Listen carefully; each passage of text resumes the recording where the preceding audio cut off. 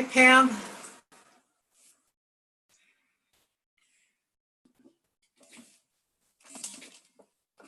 I was just thinking if I should give a reward for the person who showed up every time to this class, because I'm so grateful for you being here.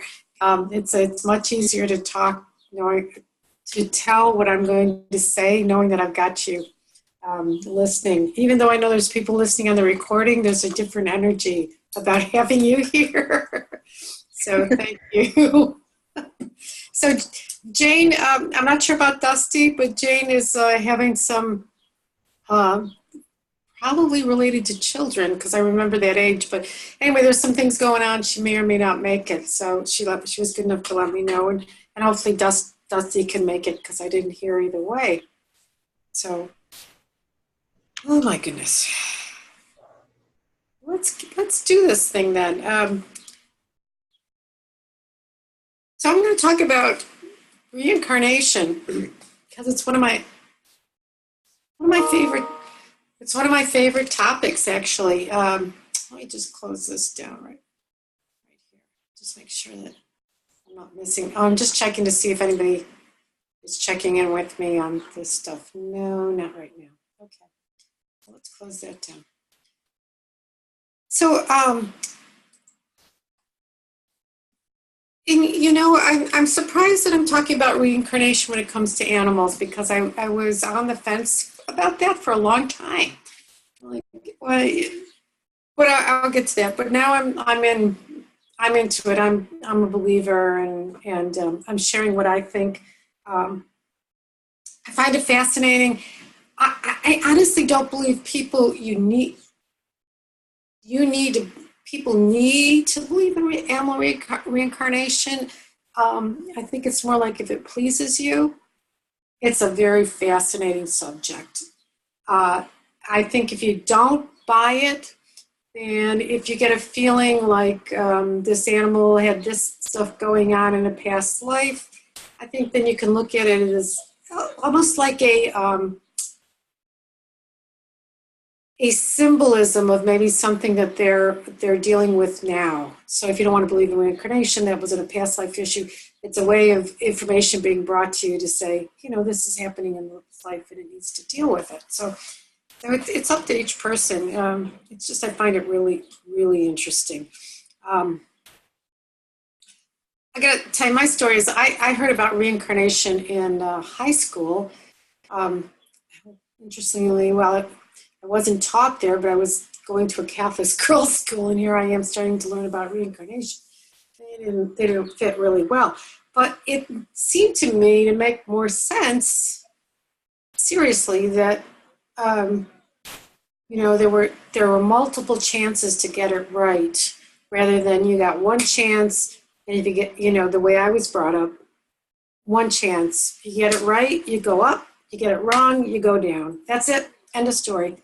Like people make good decisions and bad decisions on a more than daily basis. So, wouldn't it make more sense to have more time to figure things out and learn? So, and it also seemed to me that it could explain how, even at a young age, people think that people are born with a clean slate. And when I met my children when they were babies, it was very clear to me that they already had personalities. Very clear to me. And I think people who raise animals as even as small infants will notice differences in personalities. And I think that's because they've been around before. So I started believing in reincarnation after my daughter's cat came into my life. And she had picked him up and his sister, who we now call Bunny, in Richmond, which was going to school in college. And every time I saw Mac, I wanted to call him Tom because I had a picture of my grandmother's cat, Tom.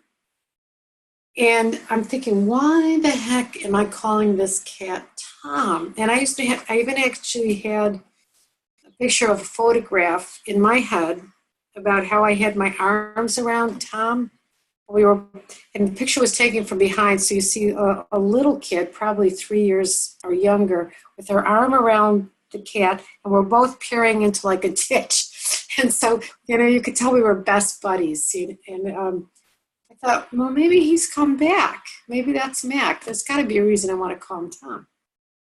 So that's when I said, yeah, okay, I'm buying into it. Animals do come back, and they come back into our families. And then I thought about soul families and the fact that if you believe, if you believe in reincarnation, then one of the thoughts is that we start to have kind of a tribe or an extended family, a soul family that we reincarnate with, right? And so now I said, oh, maybe that includes our animals. And I'm like, I like that thought. I don't know if it's true or not, but I'm going with it because it just feels good. Like we're all together in this thing. So, Pam, have you thought about reincarnation? Any experience with it, or already thoughts on how that feels for you? Can you hear me? Yeah. I can, yes. Um, yeah, in fact, I asked a question about that um, at one of our previous classes. I had a rabbit, Daisy, who had recently had surgery about 8 weeks ago now for a sarcoma. And while she was recovering, I kept calling her Cammy. Cammy was my first rabbit.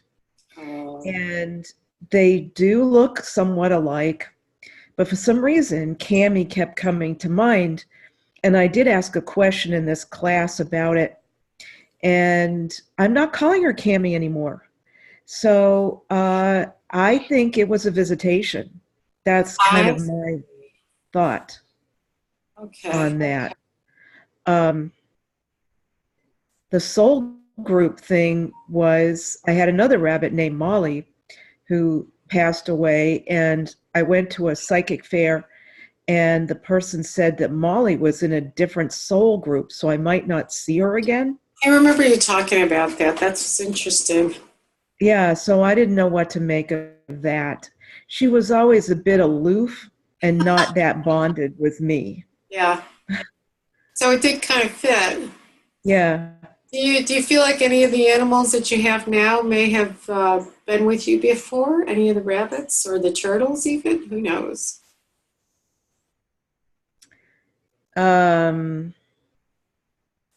I'm throwing it at I you. always, You need to think about it. I don't know. yeah, I don't know.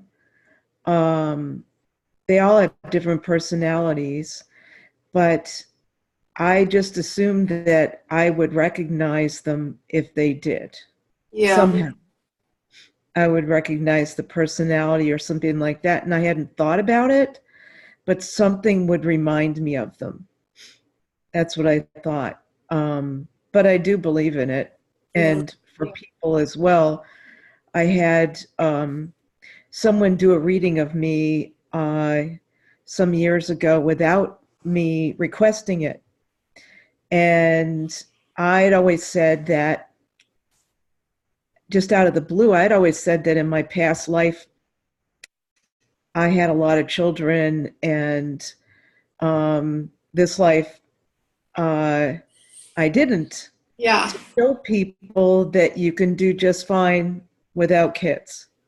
I Yeah. think it was my mission, or I wanted to know, or something, why things didn't happen the same way this time. And I've always said that. Well, this person out of the blue had done a reading on me with, is it runes, I think? Yeah. I know runes. Yeah. Uses runes. Yeah. And she said, oh, I did a reading of you. She didn't ask permission, but that was okay. I guess she didn't know to do that. But anyway, it was all right. So she said that the reading that she got, and she didn't know what I was thinking. I never said anything to her about what I thought. She said, I got that you had a past life over in England and that most of your children passed away from various illnesses and it broke your heart. And in this life, your children were your animals. And it was like a redo, but in a different way. And she said a few things that really fit into, she said that in this life, you were also able to use your brain. In your past life, you were not, because it was back in the 1800s and women had a different role back then. Yeah. And so it fit a lot into what I have always said about me, thinking that this is why I was here this time. So I don't have any problem with animals reincarnating, especially when I do all of a sudden, just out of the blue, start calling them by that name. Now that is probably not the same thing as reincarnation. That's more of a visitation, I think. Yeah, in my case, I think Tom did come back as Mac, because we're very affectionate, and we still have a special relationship. And he ended up living with me when my daughter went to India, so I like it. So, different, but we have to go, you go with what feels right for you, right? So in your case, it was a visitation. In my case, I got Tom back in my family, and pleased to have him. Um, well, just a side note, one of the things I like about traveling, it is that I've noticed that I get, and it isn't on purpose, but it seems like when I go out of the country, I get one reminder of one reincarnation I had living in that country. And it's really like, oh, I wonder, I think I'm just going to visit Andrea in India, but turns out, oh, by the way, you get to remember one of your past lives. Same thing happened when I visited her in Australia. So it's not 100%, but it was really an interesting side note that I've noticed off and on. I get a memory of something from my past when I go visit some place. So I'm adding them up. And I wanted to talk because I like knowing things, so I wanted to share about who believes in reincarnation, because growing up Catholic, that was not on the radar at all, as it is. So I was curious to see who did what religions did, and the Buddhists came up with probably what is closest to how I understand animals right now. So I actually want to read this because I think it's very beautiful. They said animals have always been regarded in Buddhist thought as sentient beings. Furthermore, animals possess Buddha nature and therefore potential for enlightenment. So I'm like, whoa. Moreover, the doctrine of rebirth held that any human could be reborn as an animal, and any animal could be reborn as a human. Now this gets interesting to me because I don't know if I've experienced this, but they said an animal could be reborn dead relative, and anybody who looked far enough back through their series of lives might come to believe that every animal to be a distant relative.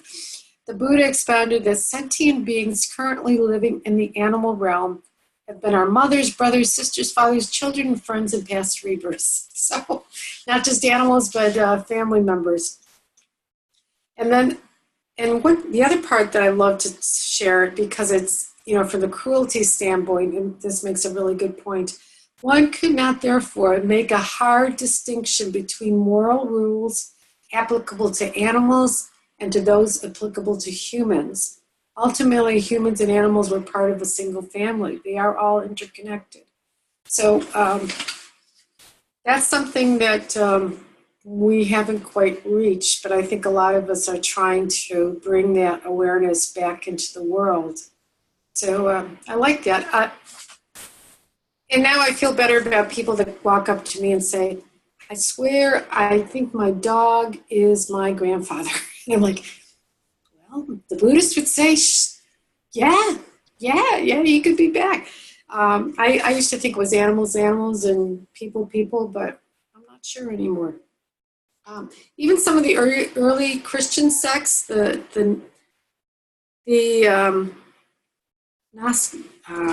my language here is not great, but the Gnostic Gospels and the Dead Sea Scrolls indicate that some of them did believe in reincarnation. The Essenes may have believed in reincarnation.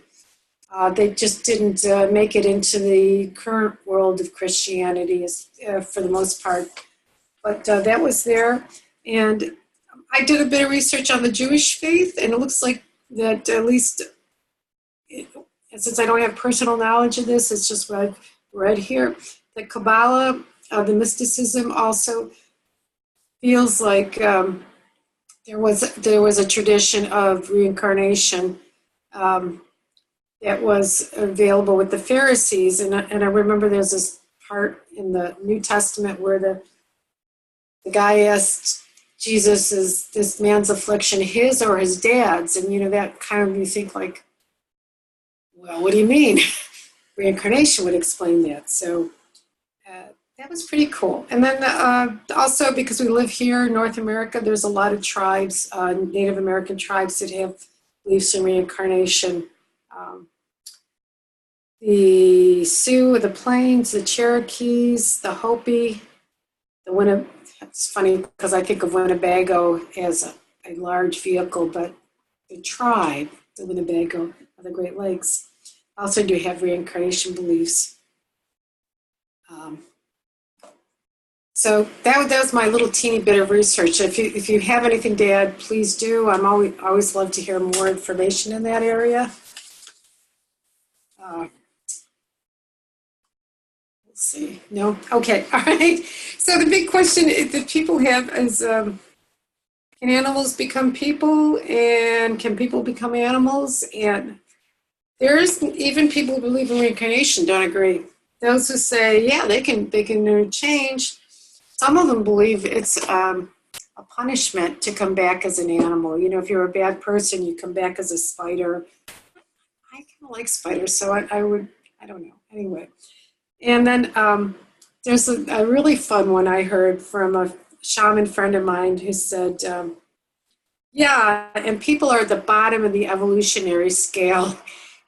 And as they evolve, they get to be animals. And then when they really get evolved, they get to be plants and trees. So it really turns it upside down, puts us in our place. Something to be said for that. Anyway, I'm not keen on the punishment theory, turning me into an animal because I'm a bad person. I think it's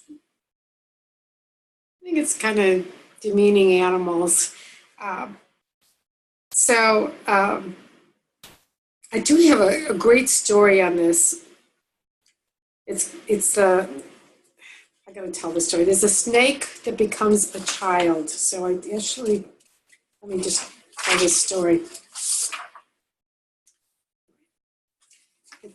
This kid's name was Dalawang. It was in Thailand. This was a case actually researched by the late Francis Story, a British citizen. So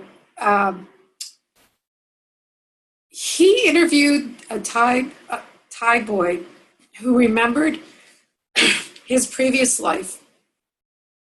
So here it is. It's a young kid. Let's see.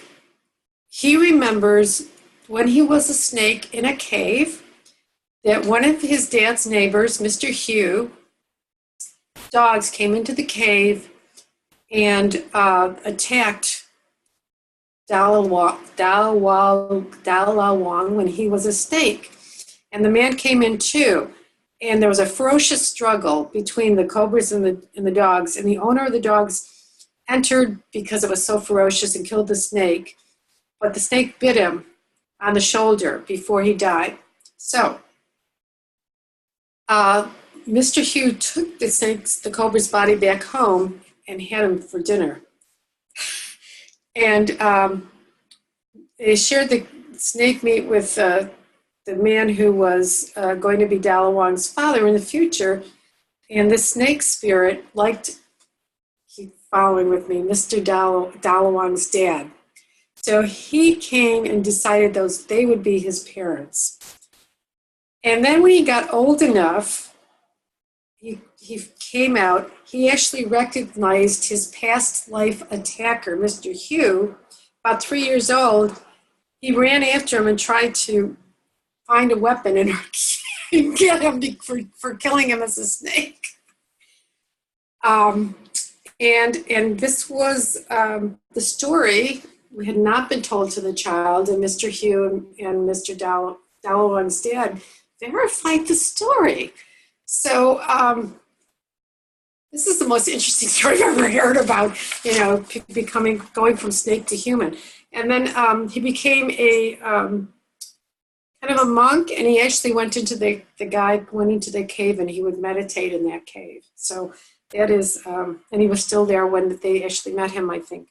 And he developed a dermatologic condition called ichtyosis. ICHTYOSIS, causing scale-like skin. Most interesting story ever, right? So that I wanted to say. So there are people who think we have to stay humans or we have to stay snakes, but the people who say no, they just don't think it's possible. There's just, if you're a human spirit, you are a human spirit, and therefore you inhabit human bodies. And if you're an animal spirit, you are different, and you inhabit animal bodies. And they don't really tell you whether that means that all dogs always have to be dogs and all cats always have to be cats. Wasn't able to find those, but they just said no. We're special snowflakes, and we get to stay in the human bodies our whole life. Animals get to stay animals. Thoughts on that? That was a cool story I wanted to share. But any thoughts came up as I was sharing that story, Pam? No, I really liked it. Especially as a 3-year-old, where he recognized the man. I thought that was pretty cool. Wasn't that amazing? Yeah. So I used to think, no, that can't happen, but I'm not so sure anymore. So we just look around, and you start looking at. I haven't picked up that any of my animals are past relatives. I think I'm resisting it, to tell you the truth. I think I'd be a little freaked out if I found out Tibor was my dad. I don't think I would like them watching me anyway. That's what I was thinking. That's exactly what I was thinking. Is like, he's stuck his little head in while I'm in the bathroom or taking a shower. I'm just So I don't know. I'm just not sure about that. Yeah. So, but that's me. So we feel it. I don't think, but I'm more comfortable seeing them as animals that I've met, that are in my family, and they're back again. So I did look into the timing of reincarnation, and that's all over the charts. I mean, there doesn't seem to be any consensus. So the answer to this is you can believe what you like, because somebody's going to agree with you that's probably written a book on it. I just heard recently a story about this woman who has this dog who passes away, and then almost immediately she can tune into where the dog has reincarnated and go get him and keep living with him. Wow. that's so fascinating to me. So, That's amazing. isn't it amazing? I resist that one too. That was like, oh, come on. Don't you think they want to do something else other than be a dog, or maybe even be with you? you know, but got some other work to do, some other things. Go running in the Elysian Fields, across the Rainbow Bridge. Within the But past couple of years, there was a movie about that. I don't know whether it's called A Dog's Life or a something dog's like life, that. dog story. Yeah, I didn't see that, but I had heard I about it. didn't either, but it was about reincarnation in the and eventually he got back to his original person who was now an adult.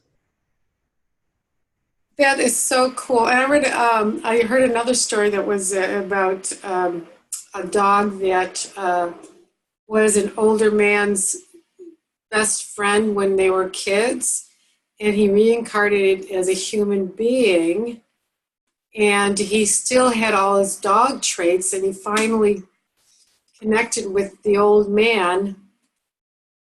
But he always would talk about Master and how he loved and how he loved his master, and we did this, and the old man was was like the nicest thing because the dog had gone out to play with another one. They were chasing down livestock, and of course, in the old days, the farmer just shot him. They probably still do. So he felt really bad, and it was a lovely story. It's very funny though because there was one scene in the story where they see, and the guy's, I think he's of course, it's an English story, so he's an English priest, and they see him, and the man is like on a tree, and his arms up like this, and he's looking up, and you can see him looking at a squirrel, like he was like chasing that squirrel, but it's it's a pastor, so he's got a really good sense of smell, and oh, it's just crazy. So anyway, there are a couple good movies out there about that. So there's another one that says, and this is more people stuff, but you could wait up to 1,500 years before you came back into the earth.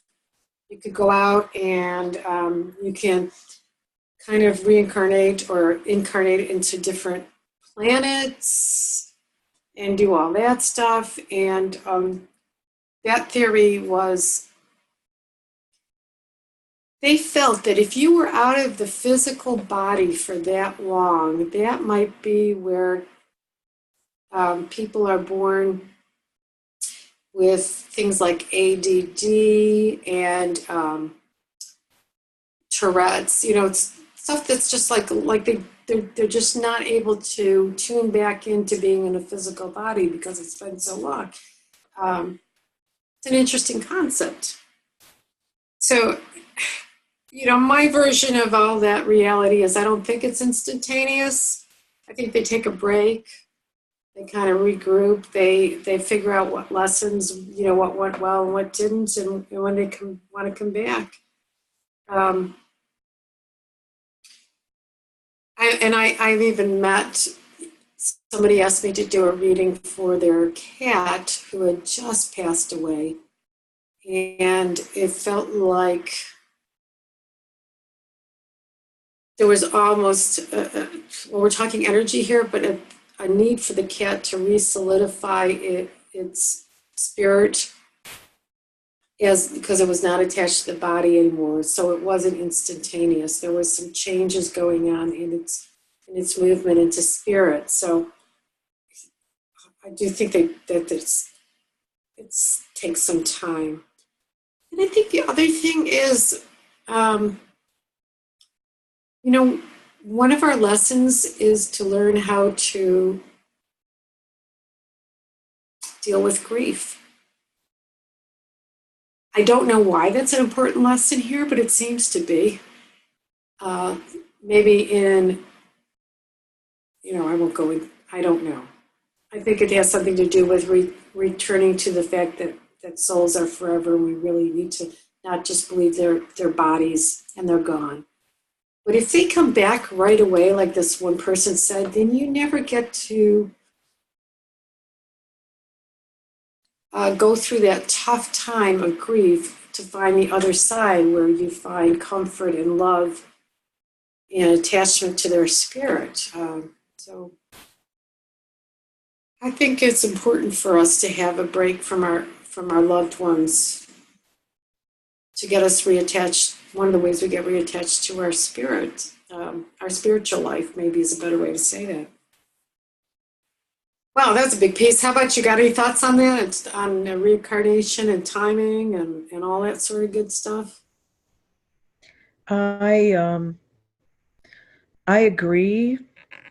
I'm not exactly sure how it works for animals, but for people, I think that we need time to recover from whatever it was that we had, um, and look at our lives and form a plan for the next one.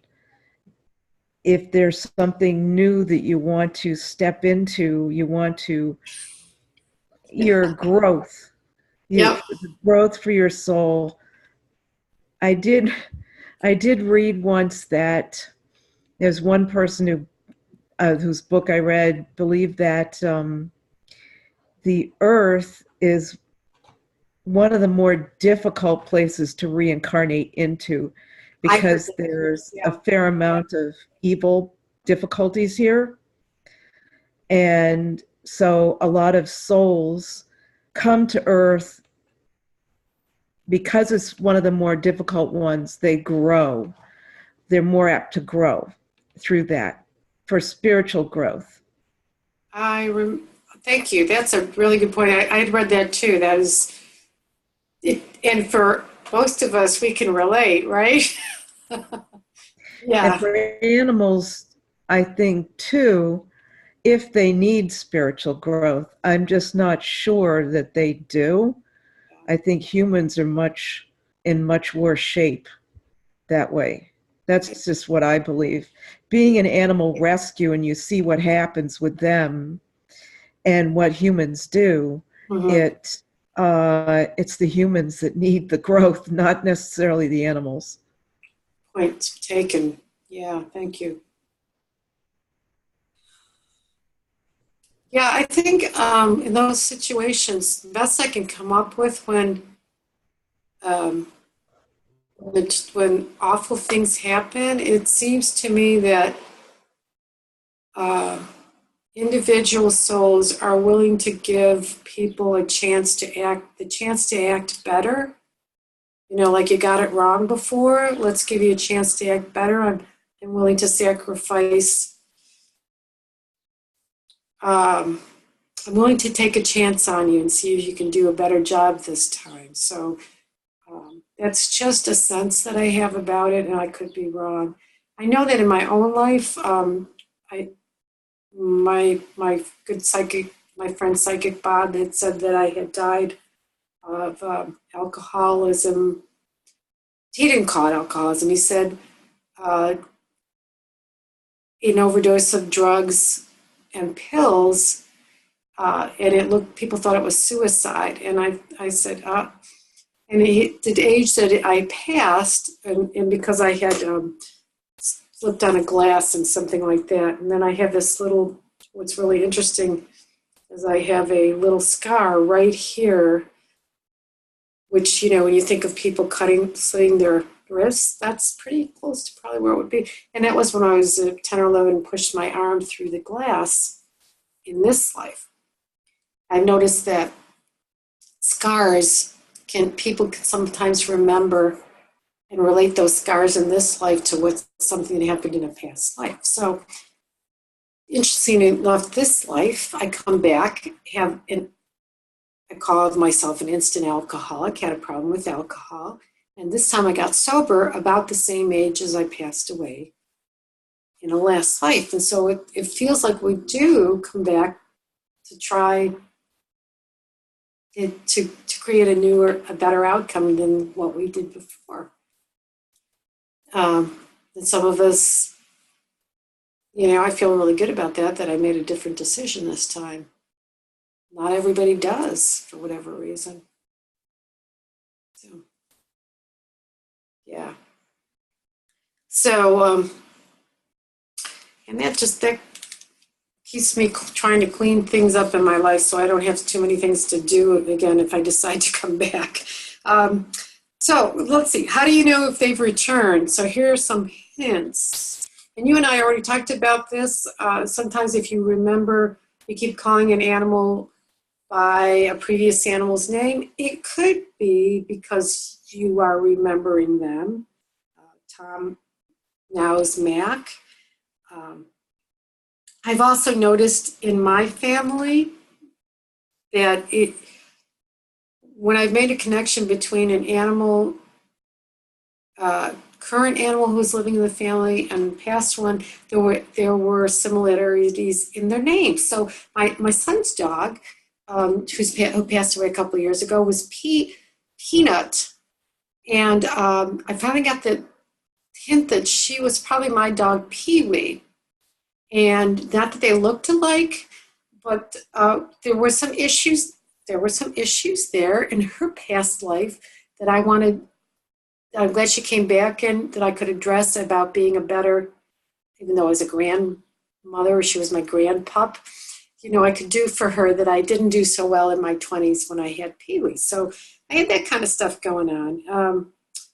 I had another friend who told me about she found a dog, a puppy by the side of the road in about the same spot as she found her previous dog.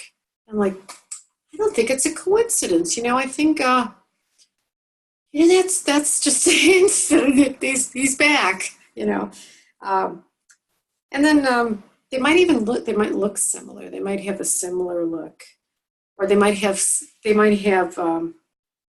habits that are similar. My son, again, I think they're all coming back in my son's family. I don't know, but he has a pit bull named Jade, and she has a long lean look like my dog Missy. But what really got me thinking about her being Missy is that they tied it like a rope swing, and what she likes to do is run up to it, grab it, and swing from it, feet off the ground. She takes it running leap and then she swings. Yeah. So when Missy was around, we were in Hawaii, and we would take a palm frond, we'd hold one end, and she'd grab the other end, and my husband would swing her around, and she'd be 4 feet off the ground, just holding on as we did that. I thought, can there be that many dogs who like doing that same thing? I don't know, but I'm thinking Missy's back. So that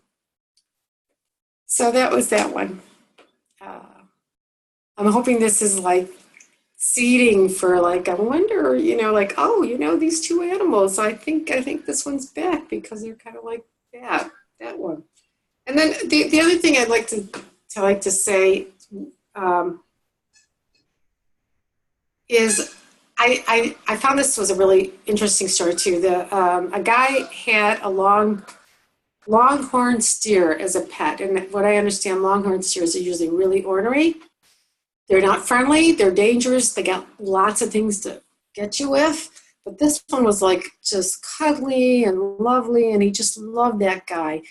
And so he had him cloned.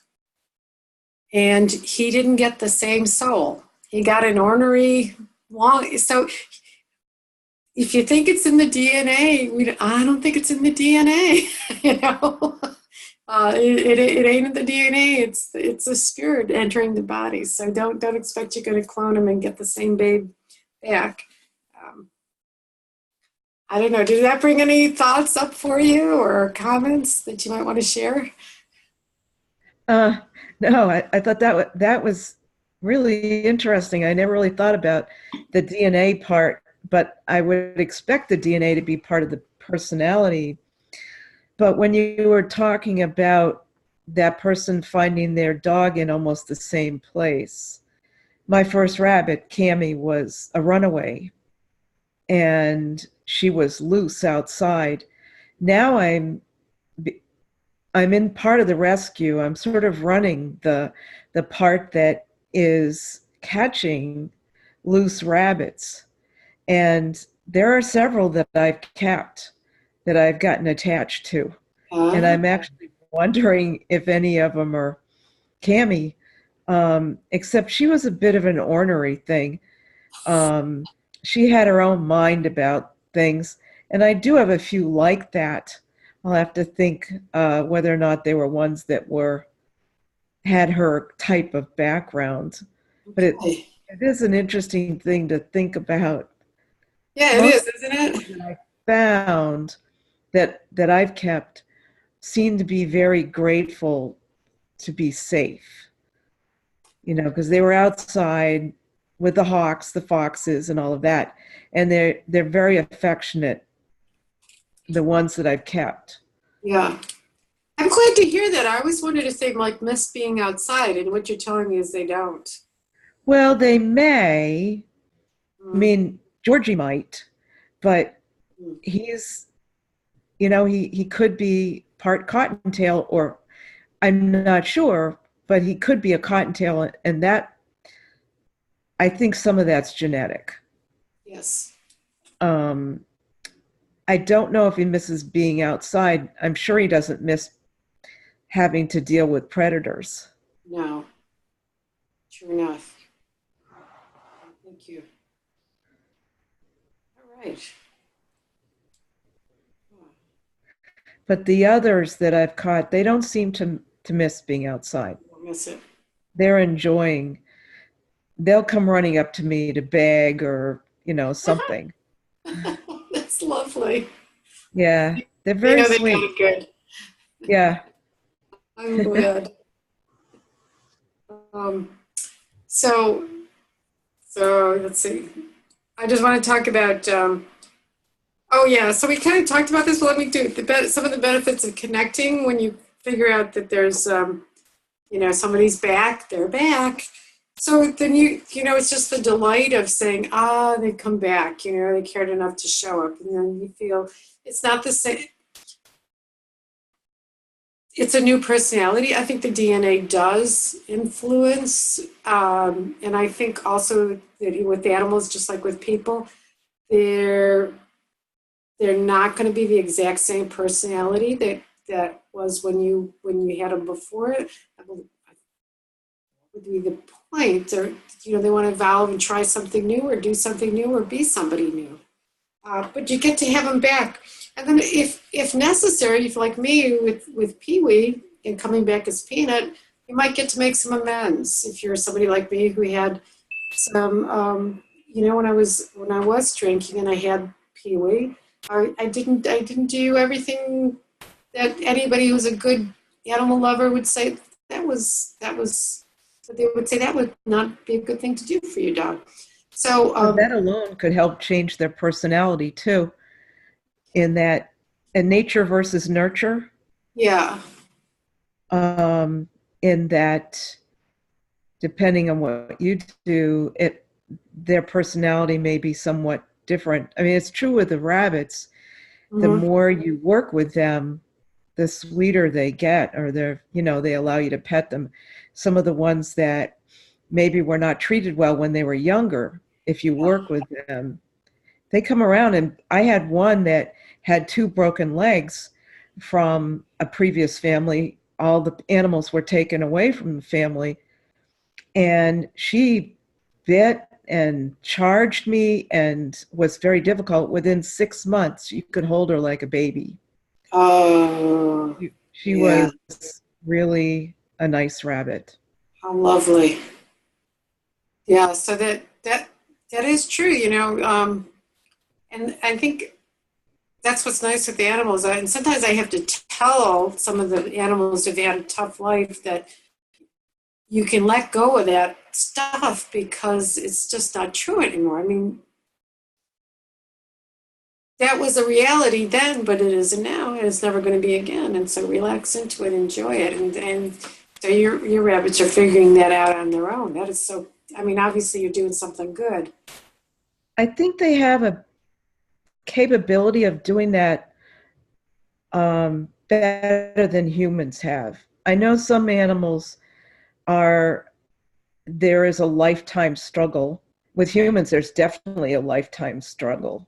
But there are others, there seem to be quite a few that are able to live in the moment and let the past go. Even little Georgie seems to be coming around. And, He stares at me all the time now. He watches me. He doesn't go and hide. He just sits there and watches everything I do. oh, He eats in front of me. that's very cool. Yeah. Yeah.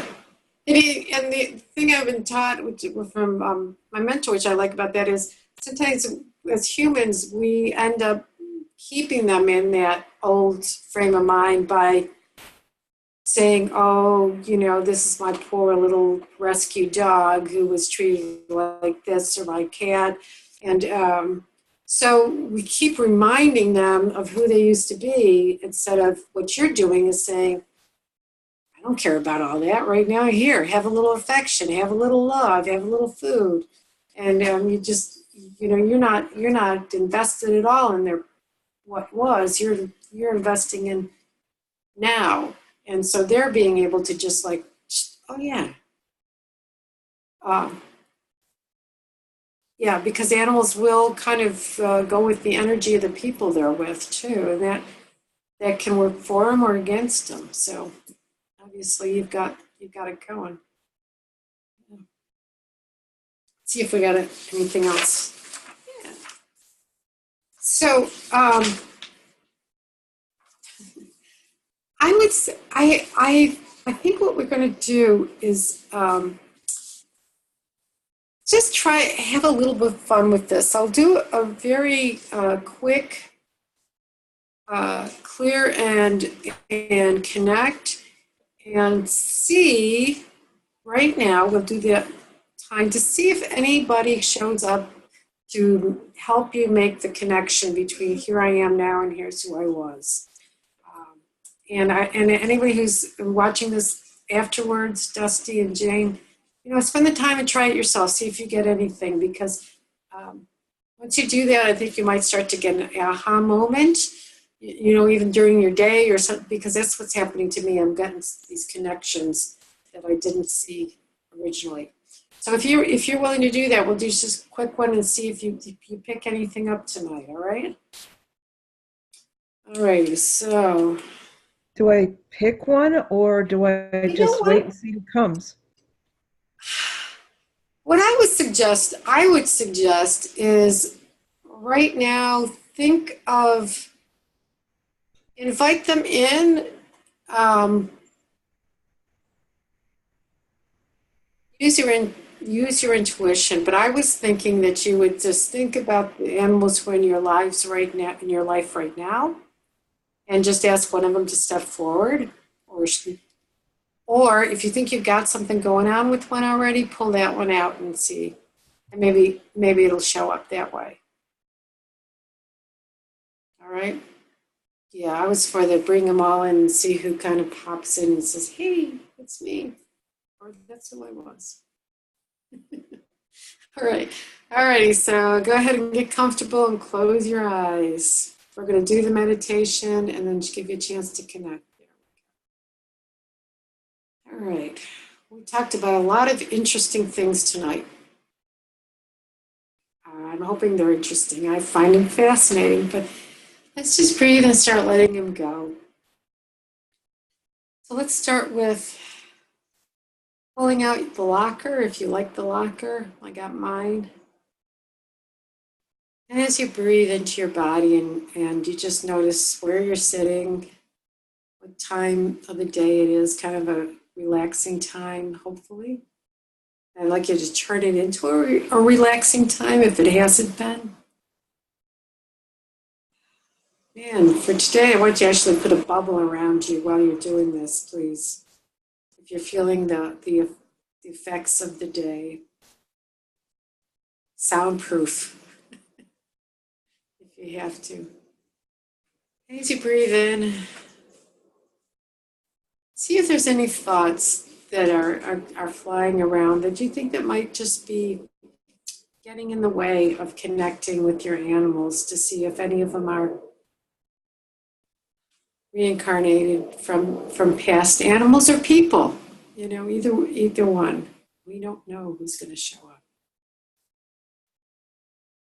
And so if you think you already know, let's put that aside, that thought, and see if so that you have the ability to just let the animal tell you or show you or however they do it. Any thoughts from the day that are getting in the way? Or thoughts about what else needs to be accomplished? I want you to let those go into the locker. I still see, handwritten notes on a legal pad. Put it in the locker. And feel how it feels to be quiet.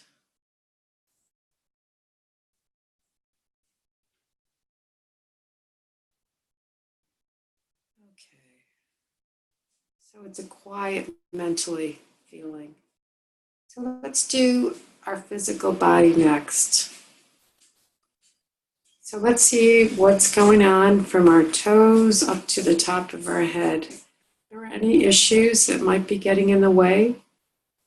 Let's just put them into the locker. So bring up the feet, the legs, the torso, the arms.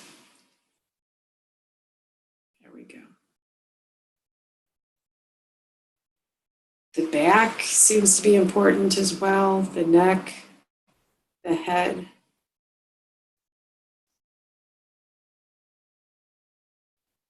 And anything that comes up, please just watch it fly into the locker. Float. I got one floating in.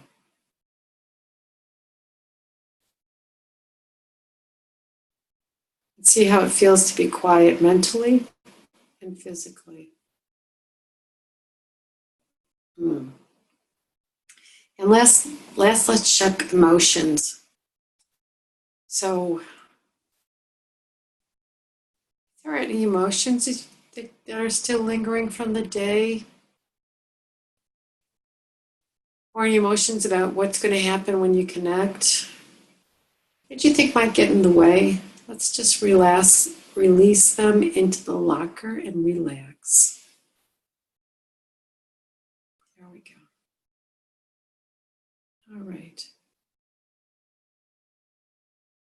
So now let's just think about, is there a particular animal you'd like to have share with you if it's been in the family before? Or are you inviting a whole number of animals and say, like one of you to come? Just let's get that clear.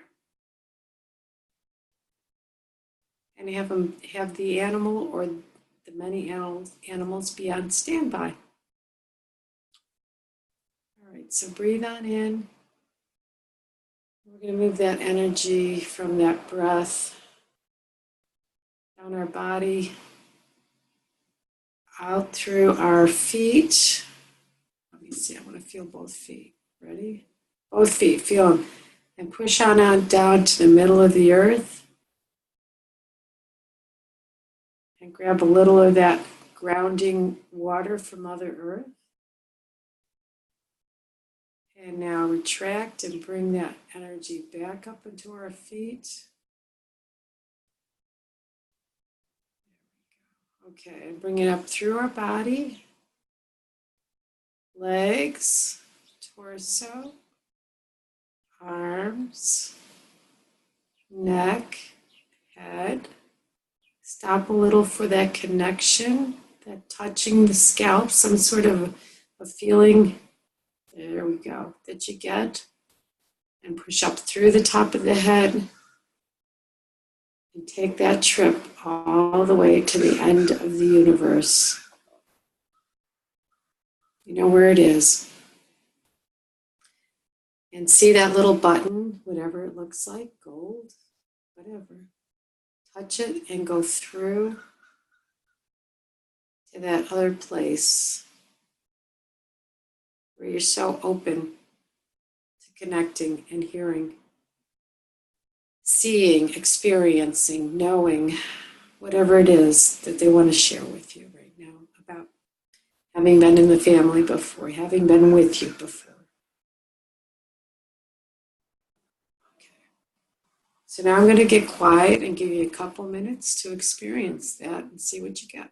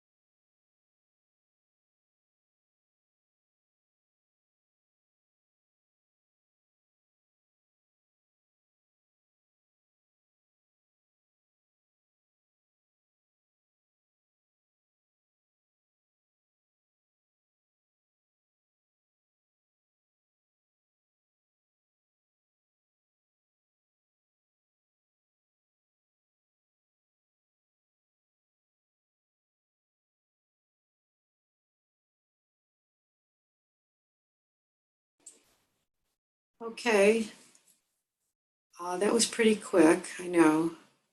I wanted to give you at least a chance to try, and then you can do it on your own. So come on back. I will take both of us, well, there's two of us here. And if you're listening in the recording, I'm going to ground you right now, so don't worry. We bring us back into our bodies. So let's go on back in, get grounded, return up to our bodies. There we go. And Pam, whenever you're ready, come on back and let's see how it went for you.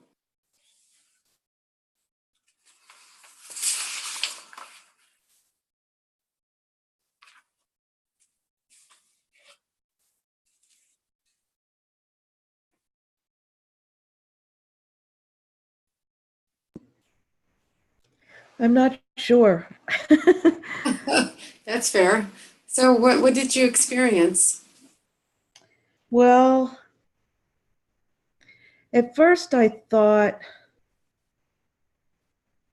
that one of my rabbits was one of them I thought maybe was my uncle, but I don't know. um, I ended up with one of my rabbits possibly being one of my previous rabbits. Except I started thinking about the birthday versus the passing on of the other one, and I don't think that one matched. So I need to try it. I need to try it. Uh, and also my grandmother may have come through. I'm just not sure. In these, they kept popping up in my head. Yeah, my grandmother did too. So must be grandmother night. I'm looking at Stella thinking, are you Grammy?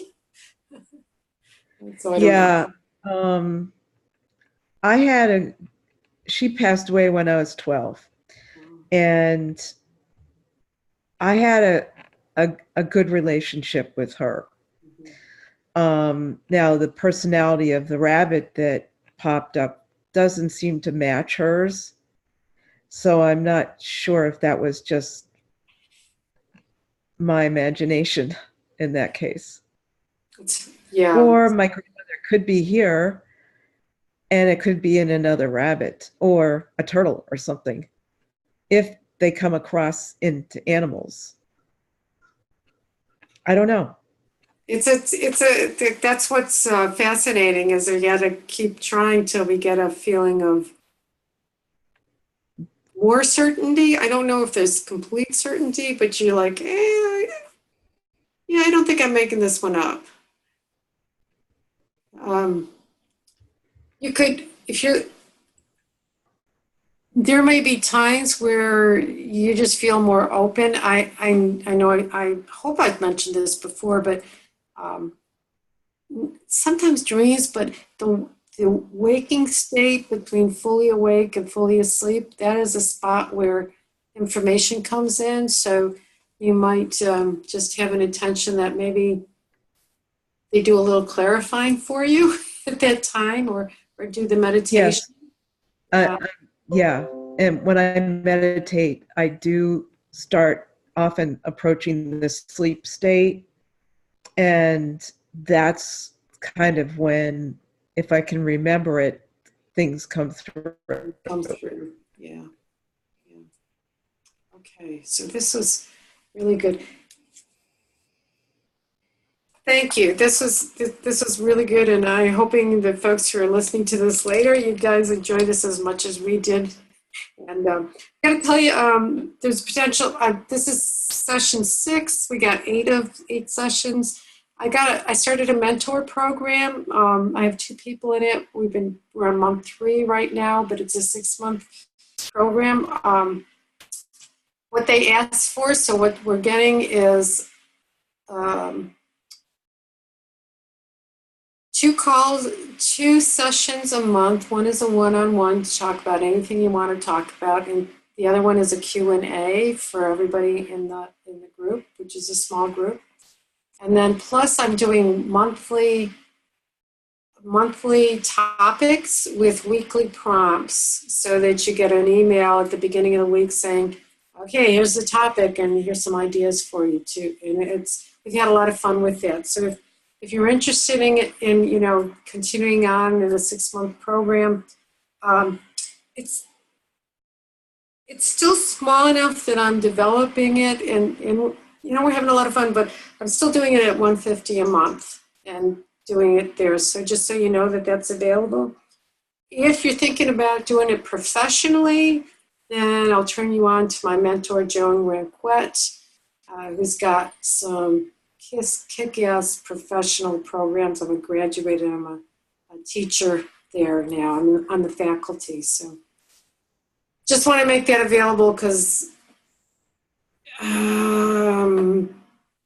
that's what I just like to share that with you, okay? Alrighty, so just let me know if you're interested. And I'm going to stop the recording, and I need to ask you a favor, if we could. Just so if you could stick around just for a second. Stop it.